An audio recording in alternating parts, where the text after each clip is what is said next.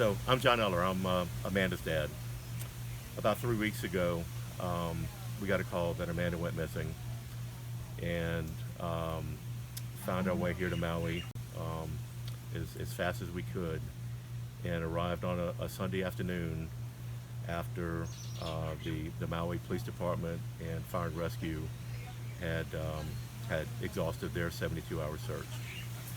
At that point, there was a civilian community volunteer army out here continuing the search with no formal leadership, basically until Chris Berquist stepped up and took control of the situation.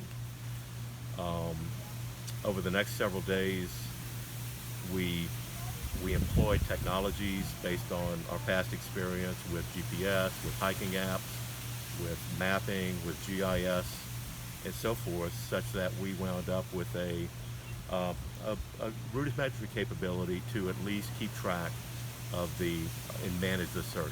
Keep track of the searchers, keep track of the zones that have been cleared, and be able to more effectively manage it. Prior to that, with the efforts of the police and the fire and rescue, it was basically pirate maps. It was hand-drawn maps with lines through it for cleared areas. Some of these technologies that we developed to manage the whole search effort basically wound up serving us very, very well, and led to a very efficient, methodical ability to really clear areas. So initially, we exhaustively searched a 2-mile radius area, which is approximately 12 square miles, exhaustively, thinking that Amanda was caught in a ravine and possibly hurt and unable to move. Using the tools that we put together here, we were able to very effectively manage that. So this initiative really follows the completion of the FindAmanda search, where we expect to have some remaining funds available from the GoFundMe page here that will be used to provide cameras in the Makawa Forest Reserve, and depending on exactly how far that goes, possibly other areas as well.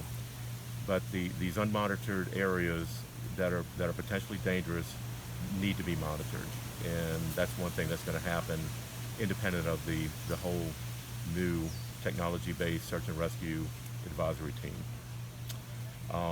So with that, I'd like to introduce Chris Berquist, who's going to be leading the whole effort here in Maui, and bringing this forward, and hopefully doing some very good things.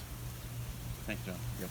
And so we're going to take the lessons that we learned from the Amanda search and create a better search management platform that other communities can use, mostly to organize volunteer efforts, but also to bring in professional resources and help manage that and integrate that. There doesn't need to be so many barriers between the professional side of it and the community side of it. And that was one of the greater lessons we took away from all of this. And so our technology-based search and rescue advisory team is going to be focused on making search and rescue efforts more efficient by utilizing technology, public outreach, mobile tracking data, as well as education platforms. And so to touch on that lightly, one of the things we learned out there is that an app can be a powerful tool when using for a search.